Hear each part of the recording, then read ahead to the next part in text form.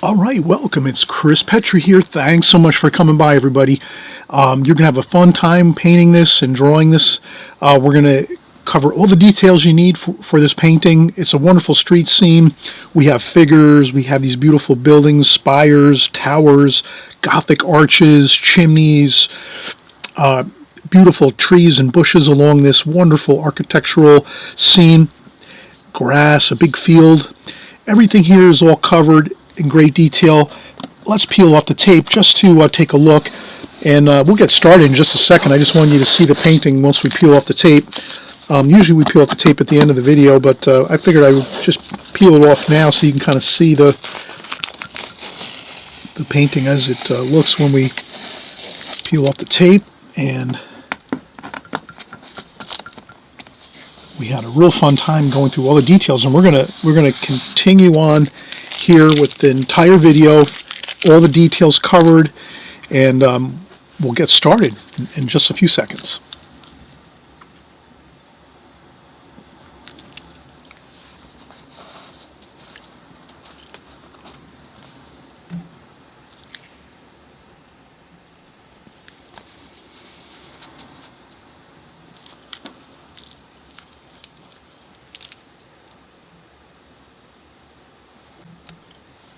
All right, we saw the finished painting. We're having a lot of fun, and what I wanted to kind of just mention here is in a future video we're going to do two things. In one video in the very near future, we're going to go over electronic devices like phones, iPads, home computers, laptop computers, and how you can use them to actually improve your workflow process when you're working along with my videos.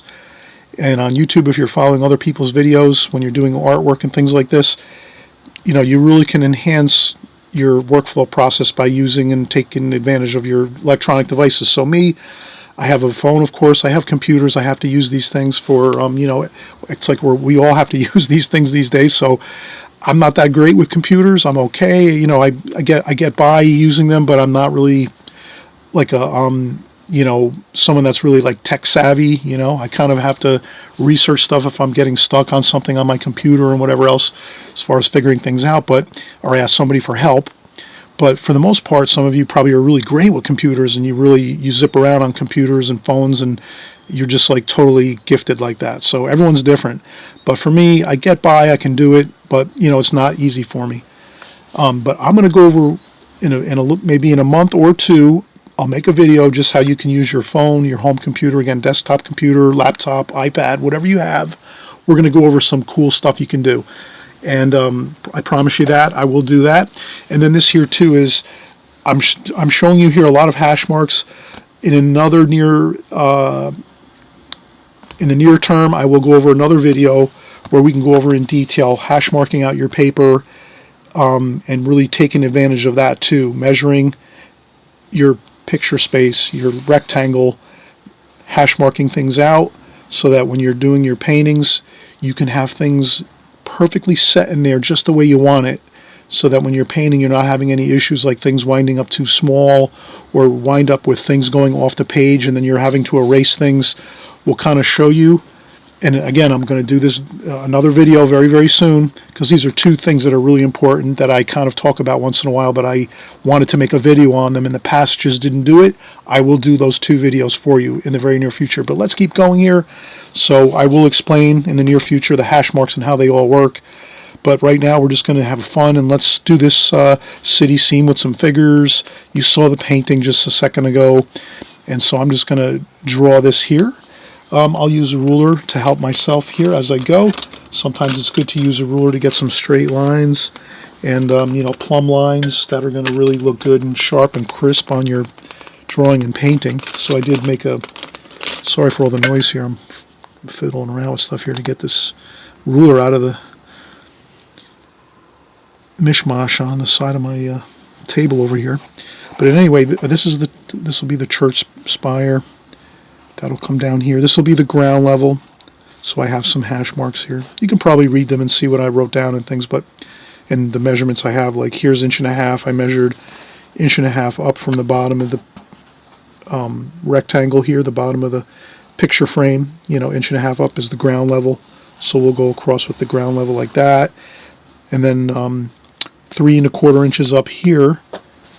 That's going to be the beginnings of the tops of the buildings here. And then up here, another 3 1/2 inches up from this 3 1/4, 3 1/2 up from there. That's going to be the top of the church, or the steeple here on this building. So I'll just put in the top of that like this. And maybe it's a little bit three-dimensional there, so we'll have the three-dimensional quality to this. We'll put the side of the building over here, the tower. Okay, so we have that.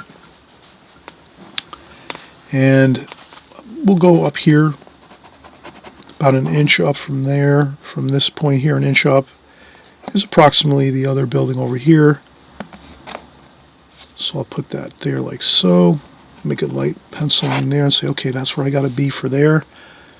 Okay, so I'm going to go across there like this, and then maybe we'll have another few other. We'll have some more of these interesting shapes over here.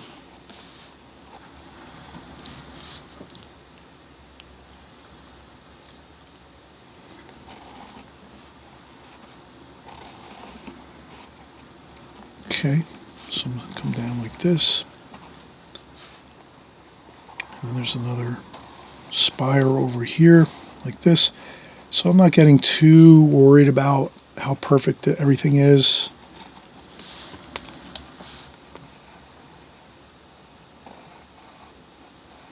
Just trying to get in these shapes like that. And then over here, this is a roof over here like this. This comes down here like so. Then we'll do, so you can kind of see how I got this basic shape of some buildings like this.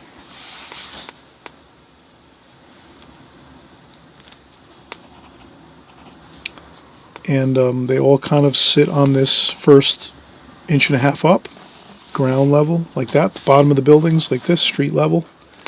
And then we went up from there, and it's pretty much, you know, not too difficult from there. Maybe we'll lower that, we'll make this a little bit higher there. Don't be afraid once in a while to erase and make a few corrections. I'm looking for my kneaded eraser. I don't see it. I like to use those soft gray kneaded erasers because they don't make crumbs, but I'll just use my regular office pencil and erase a little bit with that. Just make sure I get all the crumbs off my table, off the paper. Okay, so then we have that there. And we're going to paint it a little more free and fun. I'm just trying to get some of the basic pencil lines in here. And then on the tower here, let's just make a quick window. You know what? We've done a lot of work right now. We're drawing, and drawing is usually, most people, you'll admit, when you draw, it's a lot of concentration. You have to kind of take your time, work on getting things situated. Let's take a quick break because we've already been like 10-15 minutes drawing. Or maybe not even. Maybe we've been 5 or 6 minutes. Maybe we'll do a few more things. All right, so let's do a few chimneys over here. I see a few chimneys over here.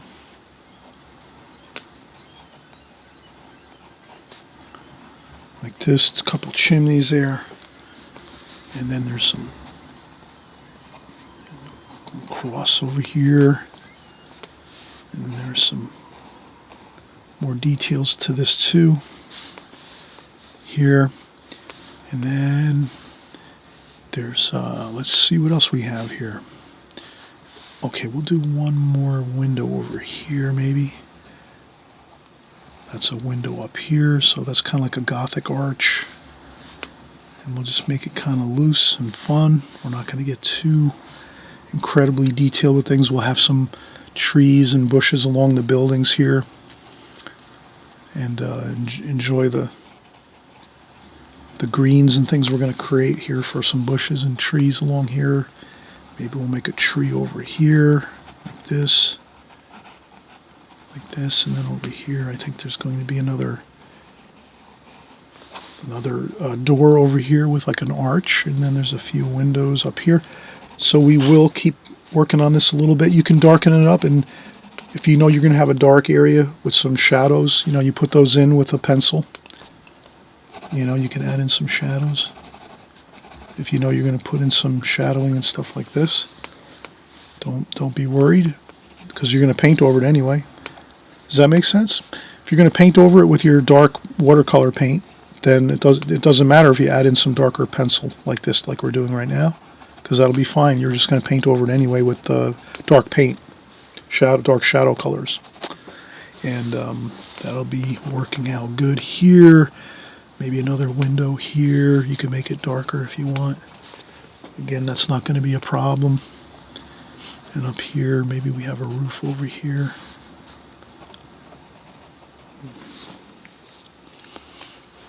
And then up here, we're going to make another couple windows. But we are really making a lot of progress with our drawing here. And so I'm going to make another couple Gothic arches on these windows up here on the higher part of the building. Maybe I added too much shadow there, so no worries. I just erase a little bit of the shadow there. And then let's see what else we have over here. We're gonna keep this in shade. Maybe we'll figure out the light and shade next. Okay, this is gonna kind of be darker over here.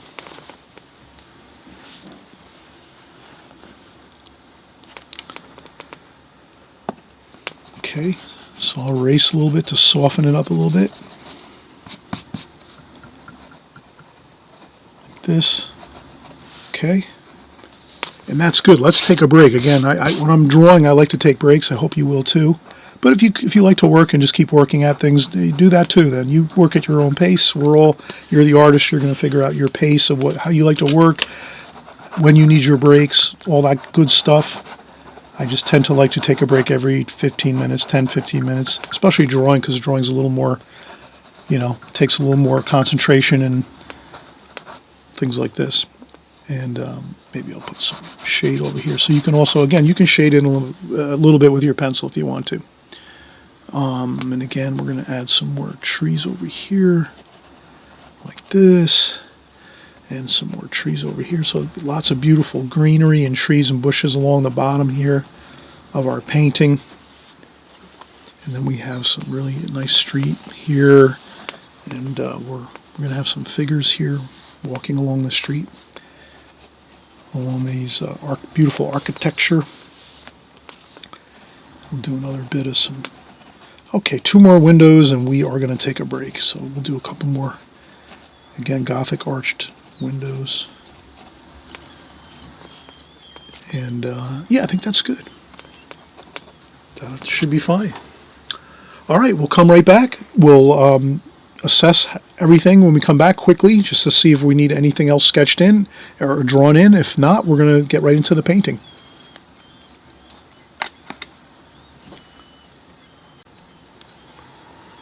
All right, we're coming back, and we can look at our drawing and say, can we make anything a little better? Does anything need to be improved upon?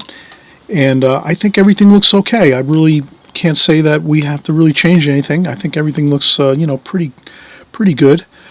Maybe if anything, I would say I'd like to make this tower a little bit more volume to it, a little thicker. So what I'll do is I'll go in and I found my needed eraser across the studio when we were taking a break.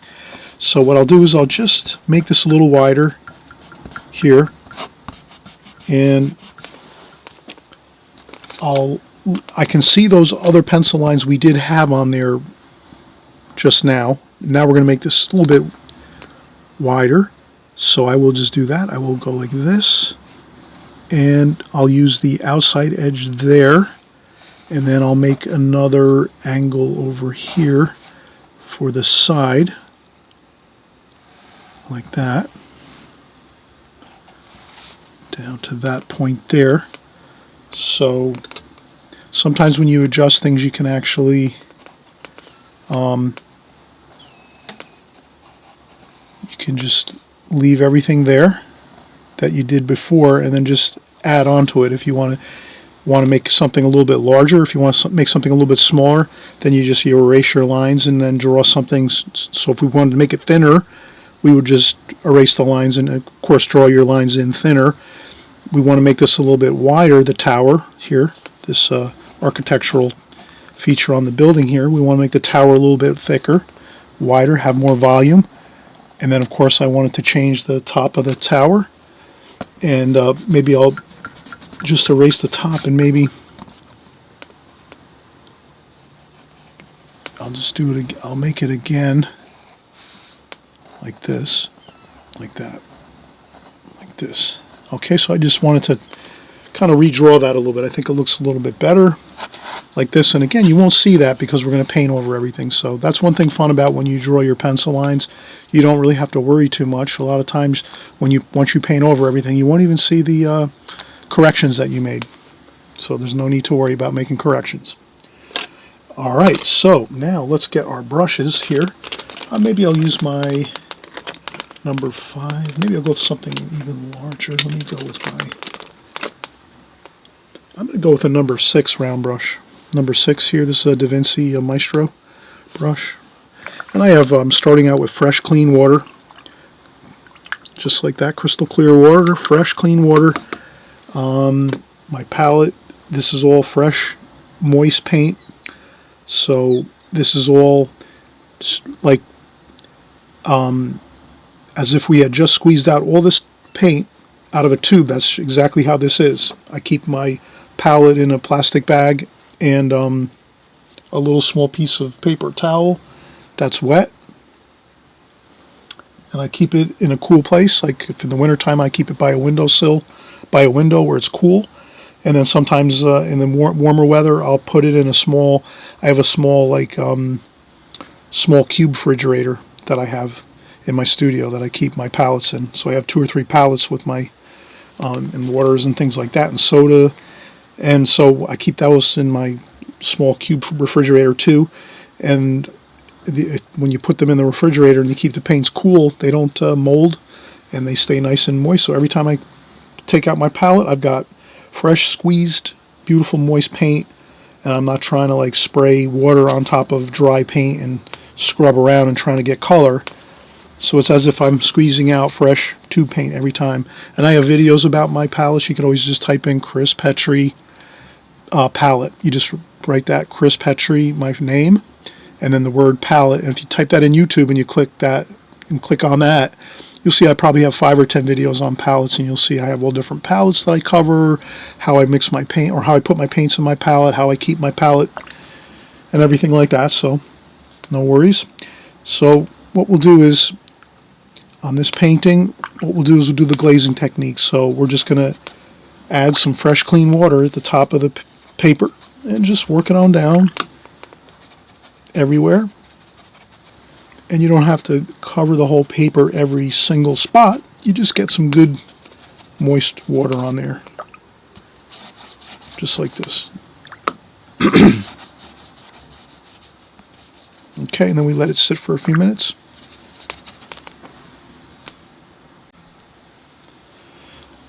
And as this sits here and the water soaks into the paper, we're going to start mixing our colors. I think we'll make this a nice golden, kind of brown and gold, raw umber. So we'll use burnt umber, raw umber, yellow ochre, and then we'll also use some cerulean blue for some warm and cool effect, as well as some alizarin crimson. We'll put some alizarin crimson down here, like that. So you can kind of see we have a nice bit of colors. Cerulean blue, some cobalt blue, some French ultramarine blue as well. So we're going to mix lots of variations of colors. And I guess the fun thing about this is we don't have to worry about sitting here and mixing them all, like mixing them thoroughly. We can leave them just like they are. And that'll be fine. That'll work out perfect with what we want to accomplish here. So first we'll get the sky color.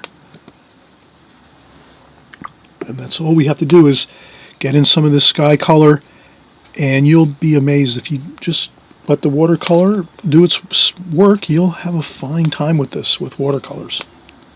And if it's your first time here painting and you're watching, you can see how you can do this, because I'm letting the water and the paint do the work. I just literally am putting down the paint that we've just mixed onto the paper, and that is it. and I just move it around a little bit just to, you know, get it moving, and I let it do its magic. And I'll do the same thing. I'll take that blue and I'll just come right down right onto the roadway here too. We want to have that bluish, beautiful blue colors. The colors of blue, we used actually cerulean blue, a little bit of cobalt blue, and we used some French ultramarine blue. And we didn't mix it all together. We left it kind of, you know, onto itself, some of the colors, and that can be the same way you put it onto the paper. You could even take a little bit and splash. Take a couple bits of splashing there, like that. That is fine. And then we're going to take this golden brown and raw umber and yellow ochre, and we're just going to take that and put it into the buildings. And you'll keep this a little bit away from the sky colors. Like, I wouldn't worry about getting too close to the sky colors. Maybe you keep it a little bit lower so that it doesn't flow out into the sky that much. But if it does, it's okay too. That's not going to hurt anything really. And that's what we're going to do. And you can kind of see how we have this going here. And we're mixing all the colors together across the paper. And since it's wet and the paper's damp, we can still work a little bit. We're going to get some of that beautiful alizarin crimson too. That beautiful red. Like that.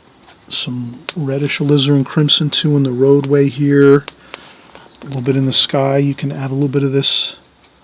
But you have to do it fast if you're going to go back and add anything into the sky wash or the sky color. You definitely have to work quick with that. You can't wait too much on that. You got to kind of get all of this first wash in real fast. Can you see how I did that really quick? And again, I let the water and the paint do the work. I'm not. You didn't see me doing tons of brush strokes, like, you know, painting and paint. I'm just kind of like, we got our colors in the palette out onto the palette, so it's all ready to go. So you kind of stage all your colors first while the water is soaking into the paper. You wet the paper obviously with your fresh, clean water. We get our paints out on the palette strategically, so it's all ready to go. And then once we get our paints out, you find we're going to use so many colors we're going to use. We have them there, and then we just quick, boom, get them on there, put them onto the paper, let it all flow and mingle and mix together, and you're just going to find that your watercolors are going to work out great for you because you're not having to worry too much about going a little bit at a time here, a little bit at a time there. This glazing technique helps you just really to get things in quick and fast. And then once this dries now, so now we're going to let this dry 100%. That might take a couple hours if you don't want to use a blow dryer. It does tend to look a little better if you don't use a blow dryer. But if you're just practicing and doing these compositions to learn and to practice, then you can by all means grab a blow dryer and dry it all off in 5 or 10 minutes or 15 minutes so that the paper flattens out again and there's no buckles in it. And then you can go back to work, and we're going to show you how we're going to do it next. So I'm hoping you're excited. We're doing a lot of fun stuff here. You know, if it's your first time here, wow, you can do this. You know you can do it. You're watching me. It's like not difficult. It's not that difficult. You'll try it out. Again, it takes a while to get used to watercolor. Everyone knows that. Like, that's been painting a long time. I'm talking about all the old pros out there. We're all the old pros. We've been here 20 years, 10 years, 15 years. We've been painting a long time. We know watercolor is not easy, but you can get a lot of good progress right from the beginning and create some really beautiful paintings right out of the gate, right when you start, just by, again, just doing a quick, simple sketch, doing the glazing technique, which is just wetting the whole paper with clean water, getting your colors lined up, ready to go, put it on there, let that magic happen, and then once you're done with that, you let it dry 100%. You could dry it with the blow dryer now for 10-15 minutes, or you can let it dry for a couple hours, or you can wait a day or two. It doesn't matter. But, you know, obviously I'm thinking you're going to get excited and you want to paint the whole painting. So again, you can let it dry again an hour or two until you see that the paper is completely dry and you can touch it and it's dry. Or you use a blow dryer for like 5, 10, 15 minutes and you'll see that it's dry to the touch, and then you can go back in. All right, so what I'm going to do is dry it with a blow dryer, and I'll come back in 10-15 minutes and we'll get started again. And then you'll see how we're going to put on the darker washes to finish up. So we're almost more than halfway there now. We have the majority of the painting done. Be right back. All right, so we're coming back, and I did spend a little bit of time blow drying this so that it's completely dry to the touch, and the paper is now flat again. So if you tape your watercolor paper down to your watercolor board, like if you have any kind of watercolor board, and again, this is another video I'm going to create in the near future, a little bit more of my setup, what I use, different things you can use as a watercolor artist for your setups, whether you work in your kitchen, your living room, your bedroom, your basement, a sunroom, where you like to work outdoors maybe a lot or quite a bit, whatever it is. I'll try to cover as much as I can to kind of just, share what I'm doing, and then maybe it's just, that'll be good information for everybody. So I'm hoping everybody will like that idea. Give me a thumbs up in the comment section if you like that idea of more videos about more of the things that I'm doing on an ongoing basis in my watercolor journey. So if you're giving me a thumbs up, then I know you're going to be more interested in laying out paintings a little more, how to use technology with phones, computers, things like this, more about palettes, keeping our paints moist, how to keep your palettes good, your colors, as well as learning about what kind of working surfaces you can use, how you can keep your paper flat. Once you wet your paper down with a lot of water using the glazing technique, you can imagine that water's going to buckle, or the paper's going to buckle a lot. So you want to have it taped down really well so that when you dry it off either with a blow dryer or you let it dry naturally for a couple hours or so, you have to have it taped really well. Otherwise it won't do that. It'll stay buckled. So you have to kind of know how to tape it down really well. So I'm going to cover quite a few of these things for you. But if you give me thumbs up in the comment section, or let me know in the comments, sections, just give me a shout out and say, hey Chris, yeah, please let us know more about paper, your board, how to tape down the paper, paints, how do you take care of your palette and make sure all your paints stay moist, all these different things. Let me know in the comments section, and I'll be sure to make videos on those things too. And I have lots of videos in my archives too. You can always go back and look at my archive videos. You just type in my name, Chris Petri, and type in whatever information you want. Chris Petri brushes, Chris Petri palettes, Chris Petri paints. Any one of those things you type in, you're going to find 10, maybe 15 videos on each of those. Over the years, I've been on YouTube over 10 years or more.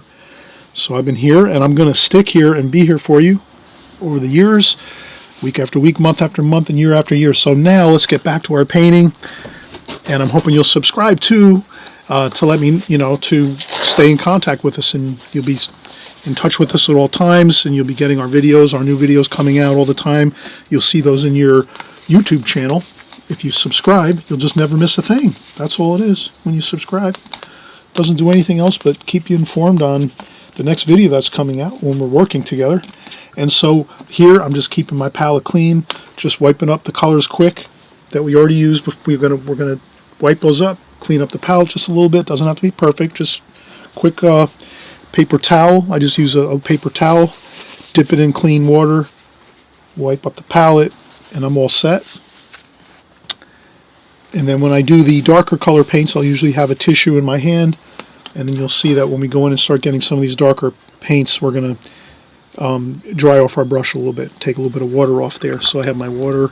I changed my water to fresh, clean water again, so I have fresh, clean water in my water container. If it doesn't need to be changed out, you don't have to change your water. Actually, I didn't even change my water. It's still, we didn't use a lot of heavy paint, so you can see it's still pretty clear. So you change out your water when it gets kind of like dark and muddy looking. Or a little bit before that then. You should change out your water quite a bit, quite often, like 2 or 3 times per painting or so, I would say. That's about a good number anyway. So, all right, let's get back into it here. So now, one thing I did mention is we're going to paint these bushes and trees, which are greens. So let's get some greens here. Maybe we'll make these down here. We'll take some sap green. So you want to get some sap green, like that, here. And then let's get some light cadmium yellow lemon. So we're going to want a nice lemony yellow too here. So sap green and cadmium lemon yellow. And we also want like a raw umber too, like a nice warm yellow. So you take some raw umber and some sap green, mix that together, and you get a nice warm green, like an olive green. That looks good too. So now again, we're thinking about having variation in our colors, variations of colors. Like we just don't want to take one green out of the palette, like a sap green, and say, okay, I'm going to paint all my trees, bushes, and grass with one green. If you're going to paint bushes, trees, grass, trust me, you'll be much happier with your painting if you just grab like 2 or 3 of the colors, like sap green. We put sap green here, then a little bit of the cadmium yellow lemon to get that nice fresh looking like yellowy green.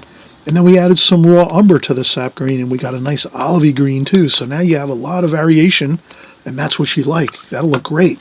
All right, so then we're going to take a little bit of this green too, though, because we're going to add it down here. We want to add a touch of it. I won't do it in a lot of spots, but just very slightly up here in the sky, maybe a little bit.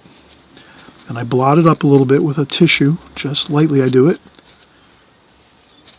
But you'll be surprised. And the reason I do this, you can imagine, some of you that follow me for a long time, you know why I do this. You want the colors to harmonize in your painting. So if you can add a little bit of that green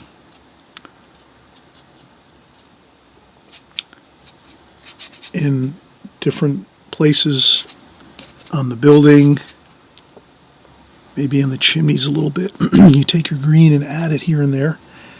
Maybe in the ground here too, a little bit. So I'm just doing this like kind of in a preliminary way. Get some of that green. You can blot it up with a tissue as you go, just to get a little bit of it on there. And it's all right. So now it's everywhere. So when I put the greens in the trees and the bushes here, it's not going to look out of place.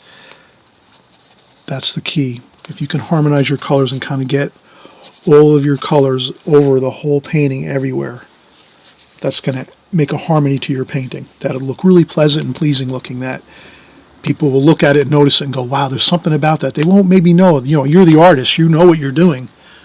You know, as artists, we know what we're doing. We're strategically doing things to our paintings to make them look better, to have them, you know, more exciting looking, and to do little things that people may not even notice. But we know what we're doing. We're noticing these things, and that's why we do that. We add that harmonization of the colors to the whole palette, or to the whole painting. All right, so we did get some of that green a little bit everywhere, here and there, and everywhere like that. Now we can go in, and I think the next thing I'm going to do is actually add the darkest darks. So I'm going to actually pick up my brush here. This is the, let me see if I can find that. Oh, here it is. This is the brush that comes with this palette. If you purchase this palette, the Schmincke palette, and it's in my, believe me, in the comment section below, I have all my paint supplies, papers, palettes, brushes, any gadgets that I'm using, paint supplies, artist supplies. I have it all down below in the comment section, and I get it all on Amazon basically, because Amazon is the greatest way to shop. You just order it and it comes to your house in like 2 days, and you don't have to go out and waste gas, waste time, deal with traffic. You know, why do I want to go out and buy a watercolor art brush or a couple tubes of paint and spend 4 hours of my day doing that? And that's why I know that. That's why Amazon is a brilliant place to shop. You don't waste any time. You can be home painting and enjoying yourself painting and not dealing with traffic or dealing with driving and wasting gas money and all this type of stuff. You order it on Amazon, it comes to your house, gets delivered in a couple days or so for most items, and you're all set. That's what I do. Anyway, let's keep going here. So I said we were going to do the dark bits of our painting now. So I'm going to, for darks, we know we're going to use the burnt umber and French ultramarine blue, because we can look here and see these are really dark. So burnt umber, French ultramarine blue. Just going to mix these around like this. Also burnt sienna. So we're going to get these darks like that. Maybe a little bit of raw umber too, like that. Okay, so that's our darks. Look how dark that is, and that's what we need. We'll take a little bit of that dark paint, dry a little bit off of, you know, take a little bit off on our tissue here.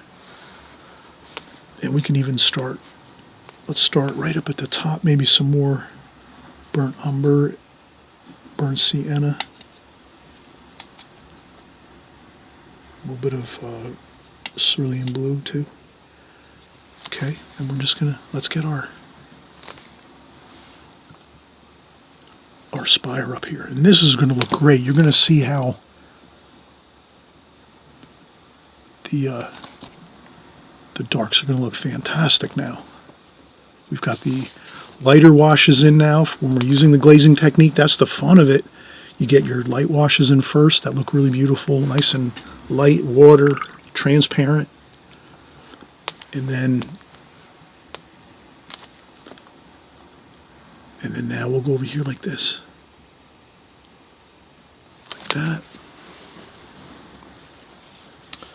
Sometimes if you have to, you can take a new fresh tissue and fold it over a few times and make yourself like a nice little sharp line like this. You take your tissue, make a sharp line, and then you can lighten up a section if you want to make a light like that. Now I just lightened up over here on this side of the roof up here, the spire, and that's going to be our light side. Okay, now I think we'll go with some more darks. And you'll see here, I'm just going to use my brush and do a couple like this. And thankfully, these brushes work perfect for like arches and things and architectural features. A round brush. See how it's got that point to it? So I can just go in here and start putting in some of these arched windows. Like that. And like this here. And this one here there's a bush behind there. And then over here we're going to make some dark here for this doorway. So that's what we're looking to do. We make these really beautiful, dark, shadowy. I think we'll go over here and make another window here on the side. Like that.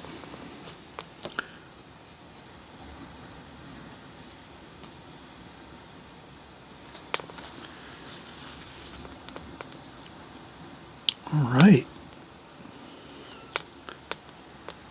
And let's just keep sticking with it. The darks.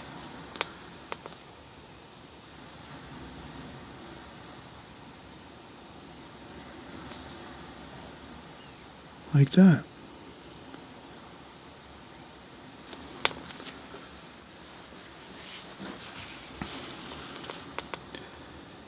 And I think this is looking really good. We're going to do the same thing over here. We're going to kind of think of this as the same as over here. We want to have the dark side over here on the left. You can add a touch of water maybe. If you find that your paint's drying a little bit on the palette, you can add just a touch of water to it. I usually work left to right, so I kind of started on this side. I should have started over here really and worked this way. This way I don't lean into my paint. So always remember, if you're left-handed, start painting over on your right side of your painting and work this way. If you're right-handed, you'd start over here on all of your features over here and then just work this way. That's really the best way to do it. If you can. If you can remember that, that is really helpful, because I've leaned in my paint so many times and ruined paintings doing that, but I try to fix them anyway. That'll be another video of how to fix paintings where we've maybe leaned into some paint and made a large spot of color on there. There's ways you can do it. You can actually fix paintings and pick up and lift up paint off of your paintings. So again, I rinse off the brush, dry off a little bit of the water, and just lighten this up over here.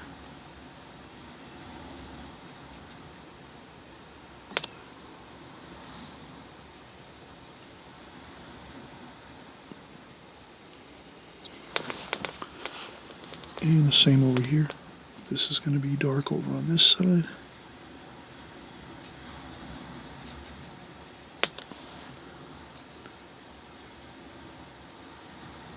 I'm hoping you're having fun with this and enjoying the process.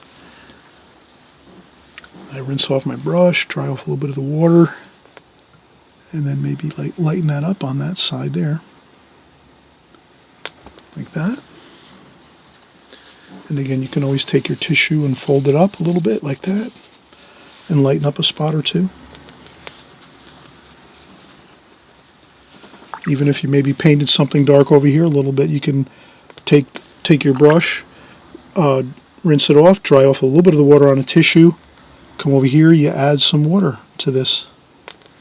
And then you can even do the same thing again. If you have to change your tissue though, change your tissue often so you don't, and you can see how you can get a light back like that.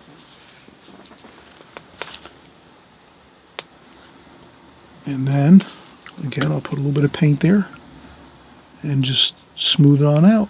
Add some water, damp brush to it. We could add a little bit of shadow over here on these chimneys, like that. Chimneys, get that shadow on there, rinse off your brush, dry off a little bit of the water, and then you can kind of soften out that shadow there. And then take a little bit of the dark and just do a tiny bit there on this side. Okay, this might be in shadow over here, so we'll go across here like this with a shadow.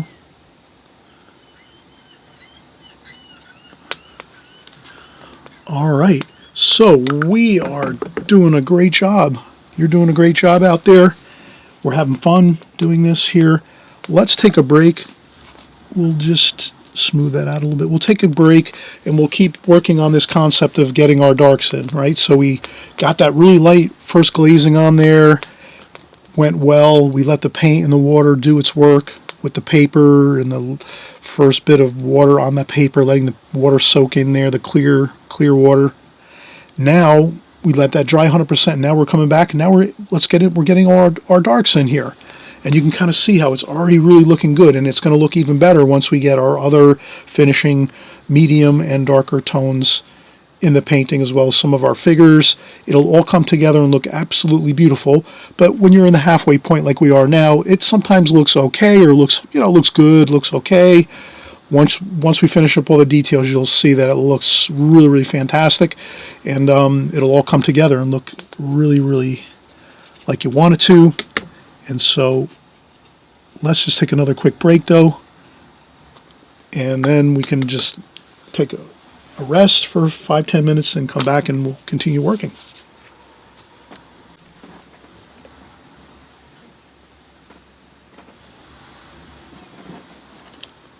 All right, we're getting started again here. Let's go back to our larger brush. I think we'll use the number 6 again, the number 6 round brush, the Da Vinci Maestro brush, and we'll get some of the darker washes on the building. Raw umber. We're gonna add a little more raw umber here with a little more water now, because we're not going to go as dark. We're going to do like a medium tonal value, so we have a very light tonal value for the first glazing, which is the sky wash, the blue that we mixed with a little bit of the alizarin crimson, and let that dry 100%. Now we did all the darks, so for the most part we have all of our really darkest tonal values in there now. You can kind of see that. And then now we'll do our medium tones, and those are going to be here. And I'm just going to carefully take my brush and go right on down like this.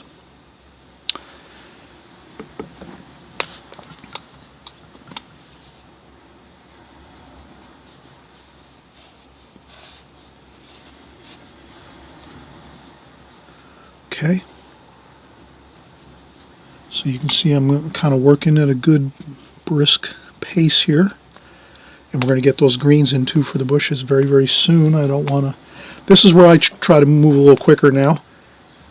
Just because if I can blend the walls of this architecture in this beautiful building, and the church here, the church steeple, and the spires, and all these kind of interesting things here. And we're going to have some figures in there too. if I can kind of get them all in and working together, that'll be great. And then maybe this is a little more reddish here for the roof, so I'll add some of that burnt sienna. And I'll do this for the roof. It's a little bit of a different, just a tiny change in the color, you know. A little bit of the reddish roof there. Maybe the chimneys are that color too. I dry off my brush after I rinse it off and I try to blend it in here. Like that. If you go over something a little bit, you could always try to lift it up a little bit, like that. Okay, and then that's the other roof over here. And then we're going to take the greens. I'll do a little bit of splashing as I go.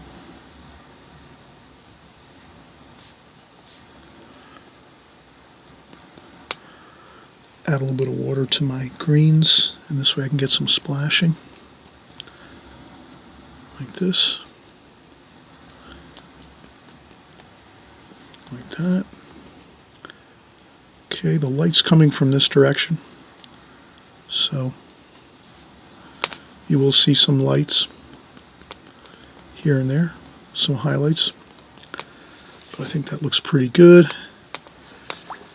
You could again add some bits of green in the, rinse off the brush, dry it off, just a damp brush now with a little bit of that green in the facade of the building, the stone, the beautiful stone buildings here. If I add a little bit of that green, it's going to look good.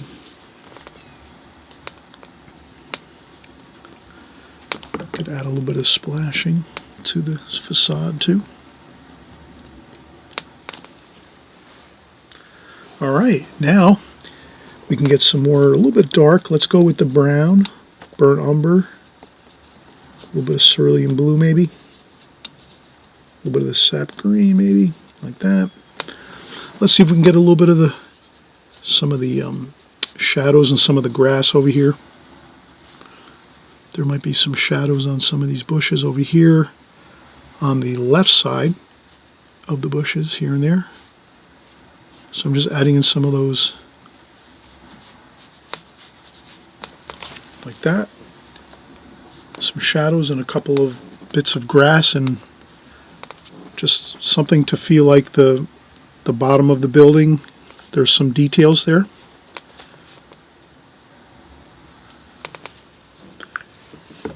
And then maybe we'll have another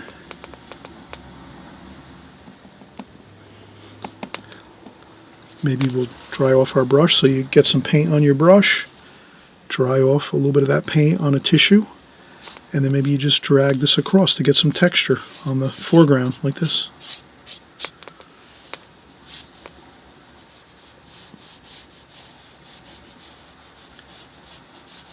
And then maybe we have like a little bit of greens here.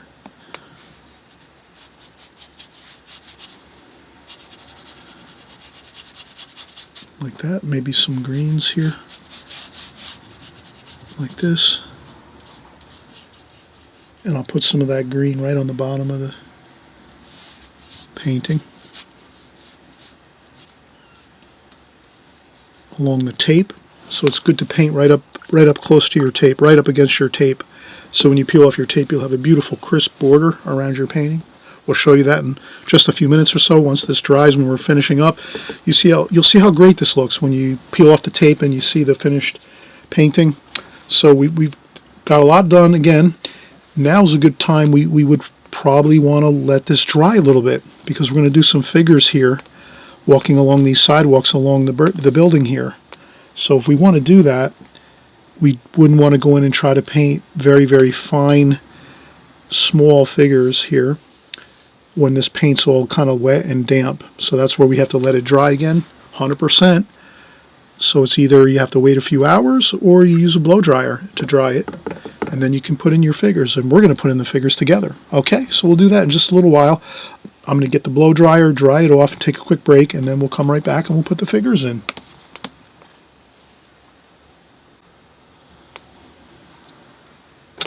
Alright, so we're going to create some shadows here in a few strategic spots. And this is the fun about like finishing up our painting here is now it's at the point where we have pretty much everything completed and we're just adding in those like final details to, you know, to the painting. I think I did want to add a little more of that sap green and raw umber. Here, there's a little bit of a tree over here. Like that. So that was kind of maybe a shadow over here like this. Like that.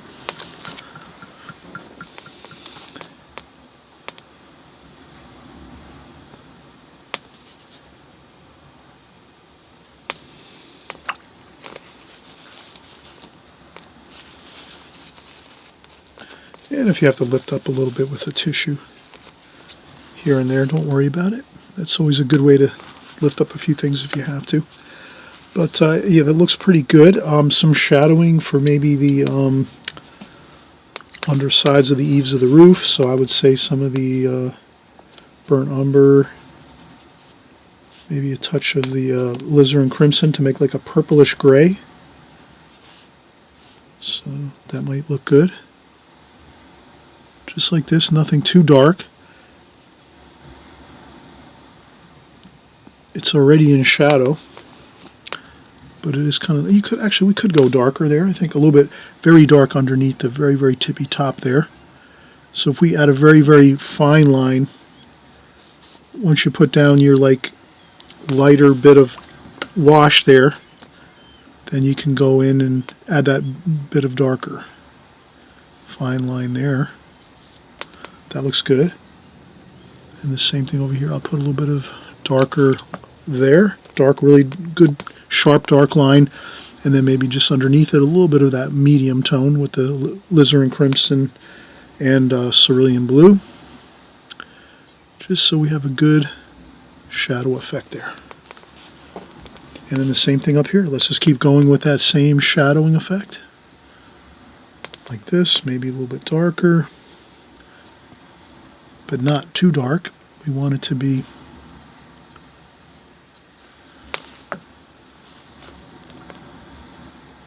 a shadow.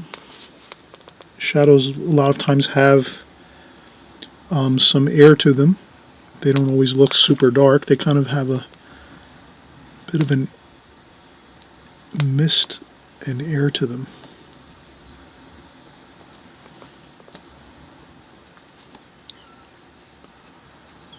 Put that there too. So the shadows, we're going to get those in just like that.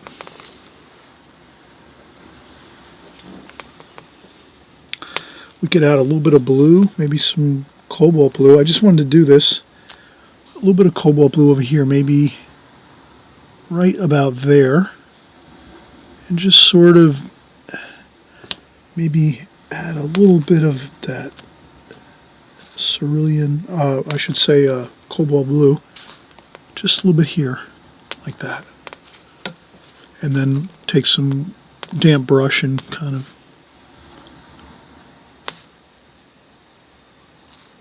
and that kind of looks good. It accentuates that highlight on the side of the building there.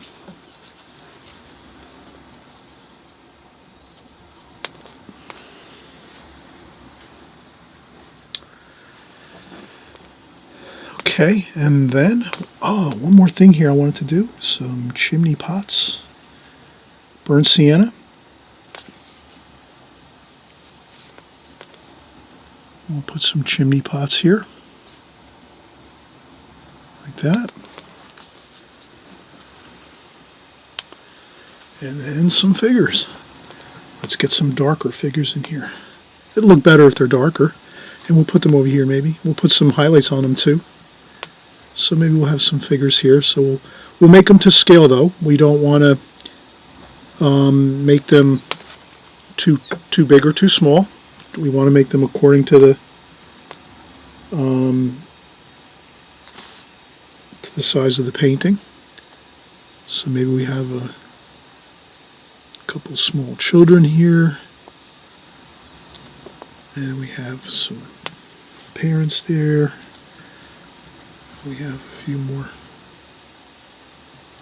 And, you know, you don't have to go, I wouldn't, I guess I wouldn't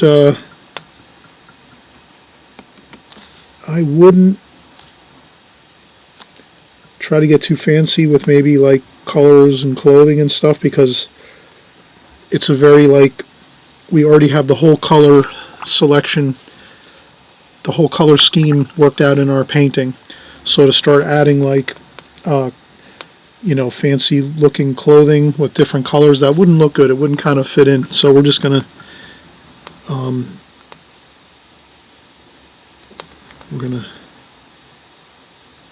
kind of just make sure that we have some dark figures here. We'll put highlights too. You'll kind of see how we're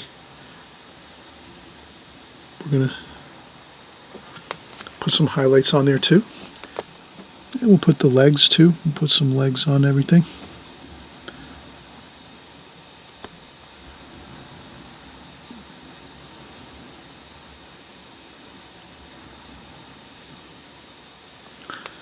Okay, so we have some figures there.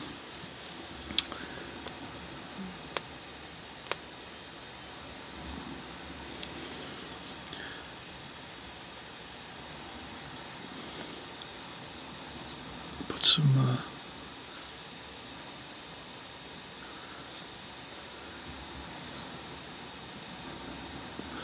okay, so you can have some fun doing that, putting the figures. You'll put some shadows in the figures, so the light's coming from this way. So we'll have some shadows, just a little subtle, a little bit of that shadow coming forward this way on all of the figures, like that. And then I think the final bit would be taking some titanium white. So we'll take some titanium white.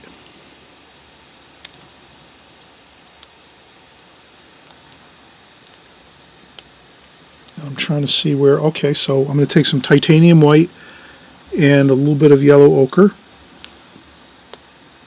And my paint tube is kind of, a couple spots of my paint tube has opened up and cracked a little bit, so no big deal. I'm going to use the side of the tube where the tube is actually cracked and it's split open and the paint's seeping out the side. That's okay by me. I just add some yellow ochre to that paint coming out the side. And what we'll do is we'll just put a little bit of the small tiny bits of highlights on top of the heads of the figures. And when you do that, oh, it looks perfect. It just, you know, it's a bit of sunlight. A bit of sunlight on everybody, the figures. You can put them on the shoulders a little bit. Like that. Just little bits of, like that. And I think that is perfect. Okay, so wow, we have everything completed. You could put a couple bits of light maybe on a few things. Maybe a splash of light here and there. A couple of bits of light, you know, just.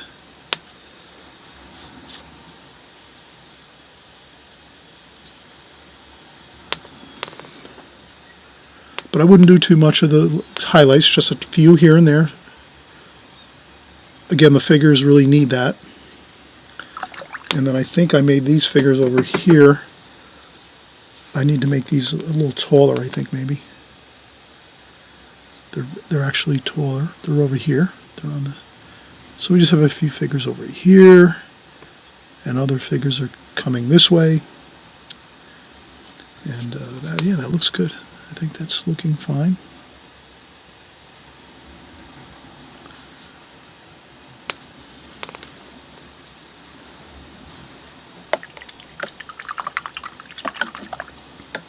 And then I think there could be a little bit of a shadow over here too for these chimneys.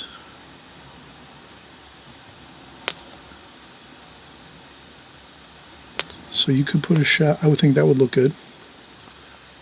A bit of a shadow there on the chimneys. This way, like that. And again, the shadows over here on this side of the chimney, like that. And then you can rinse off the brush and clean water, dry off the brush so it's just damp, and blend in that shadow that we just put there like so. So it's not just like a straight line there. We have a little bit of a blending of the shadow, the darker dark over there. And there is a little bit, maybe some more shadow over here. It's a little bit darker over here, maybe. But as you can see, we had a fun time. We just enjoyed the whole process, starting out, doing a little bit of some hash lines, starting out, doing the drawing, getting that first beautiful light wash on, the glazing technique. We cover that here on my channel at all times, the glazing technique as well as the alla prima technique. So we're going to cover those two techniques mostly on my channel. You'll see that on a constant basis. So if you're learning watercolor, you're just starting out, or whether you've been here for just a short time, a couple weeks, a couple months, you'll always get those two main techniques and methods in watercolor. The glazing technique, which we just covered here really in a lot of detail, and then we're also going to be covering the alla prima technique, which I use all the time, probably mostly the alla prima technique I use, but I do use the glazing technique quite a bit. So I've covered both of these techniques. If you learn them both, then you really have the solid foundation of learning watercolor, and you'll be able to, from that point on, once you get both of those techniques down and you really are comfortable with them, you'll be able to paint anything in watercolor. You'll have no problem with any paintings in watercolor. So that's really my goal, is to get everybody to get those two main methods and techniques in watercolor. And I also have a book on that exact thing. Methods and Techniques in Watercolor is my book. It's right in the comment section below. I even have a 2-minute video you can watch which shows every page in my book, and I have over 60 really beautiful paintings in there. The best paintings I've ever created are in that book. I put my best paintings in there so you can work from those, have fun. It's a great coffee table book if you're not really a painter but you just like to watch these videos. But in any case, I'm working on another few books actually in the coming near future. But my first book that I did, Methods and Techniques in Watercolor, it's down below. You can check it out first and look through the whole thing before you actually purchase it, so you don't feel like you don't know what you're going to get when you order it. And it covers everything. It covers all my materials, my paints, my brushes, my paper, my colors I use, all the paintings covered in detail, what colors I'm using for each of the paintings, how I produced each of the paintings, as well as a lot of other things in there too, some basic knowledge that you need to have when you're painting in watercolor. So wow, I'm so happy you're here painting with me. Again, I'm hoping you're going to subscribe on the right hand side below, the subscribe button, so you don't miss a thing and you don't lose track of us here, because we're getting together every week, week after week, month after month, and year after year. It's wonderful having you here, and we'll see you on the next video. Okay, bye-bye for now.